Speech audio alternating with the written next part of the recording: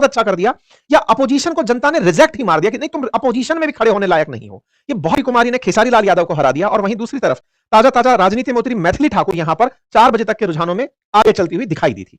कुल मिलाकर के बिहार के चुनाव में बहुत से चेहरे जैसे सम्राट चौधरी, जिनके खिलाफ खूब सारा ये माहौल बनाया गया था कि इनकी डिग्री और इनके खिलाफ आरोप थे काफी सारे, उसके बावजूद ये 45,000 के मार्जिन से लीड करते रहे। और यहां पर विजय सिन्हा जो है उन्होंने भी अपनी तरफ से जीत दर्ज कराई।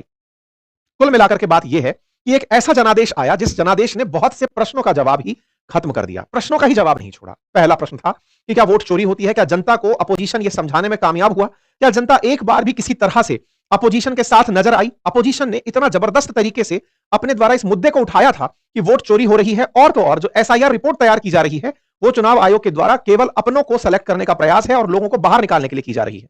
लेकिन क्या जनता तक ये मुद्दे पहुंच पाए? इस मुद्दे पर कर्नाटक के सीएम सिद्धारमैया जो कि कांग्रेस पार्टी से हैं, उनका बयान आया कि हमें परिणाम स्वीकार कर लेने चाहिए, और कांग्रेस ने यह बात स्वीकारने के नाम पर सिद्धारमैया जी का यह बयान माना जा सकता है। वहीं दूसरी तरफ जहां महागठबंधन ने अपनी तरफ से तेजस्वी जी को मुख्यमंत्री उम्मीदवार बनाया और मुकेश सहनी को उप मुख्यमंत्री, उन्होंने भी अपनी हार स्वीकारने की बात की है। कुल मिलाकर हार स्वीकारने की जो ये परिपाटी है कि चलिए हम अपनी हार स्वीकारते हैं, बात यही नहीं रुक जाती है। बड़ा सवाल यह बनता है कि ऐसा क्या हुआ।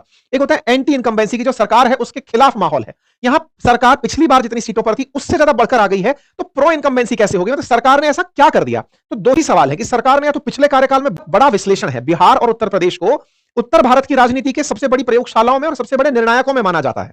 अगर यहां पर भी अपोजिशन अपने विश्लेषण में जितना विश्लेषण वो हरियाणा चुनाव के अंदर, कर्नाटक चुनाव के अंदर किए, अगर बिहार के अंदर भी ये करते हैं कि हम आफ्टर ऑल क्यों हारे, और उस मुद्दे तक पहुंचने का प्रयास करते हैं जिस पर आज हम चर्चा करेंगे कि कैसे ये जीतने में कामयाब हुए और कहां महागठबंधन पिछड़ गया, ये बात उनके लिए भी बड़े विश्लेषण की होगी। अगर टू द पॉइंट चलकर बात की जाए कि महागठबंधन कैसे जीता, तो बिहार में जितनी भी लोकल रिपोर्ट्स हमारे साथियों ने की हैं, जो पत्रकारिता से जुड़े हैं, ग्राउंड रिपोर्ट से जुड़े हैं, या फिर जो साथी इस समय फील्ड में काफी सक्रिय रहे, उन्होंने कुछ बेसिक बातें बताई। और वो बेसिक बातें ये थी कि बिहार में आप कितने भी समय पर जाइए, आपको सुरक्षा का माहौल महसूस होता है। आप रोज रात 2 बजे भी अगर सड़कों पर हैं तो आपको भय नहीं है। यह बात दर्शाती है कि पुलिस व्यवस्था सही है। दूसरा, आप कितने भी इंटीरियर में जाइए, आपको सड़क वहां पर बनी दिखाई देती है। अर्थात लोगों को जो सुविधाओं के नाम पर सड़क से कनेक्ट किया गया, यह नीतीश कुमार की बड़ी कामयाबियों में से एक रहा। और तीसरा, आप कितने भी इंटीरियर में चले जाइए, आपको वहां लाइट 24 घंटे मिलती है। ये तीन वो बेसिक चीजें थी जिन्हें निश्चित ही एनडीए ने नीतीश कुमार जी के नेतृत्व में सुनिश्चित कर लिया था।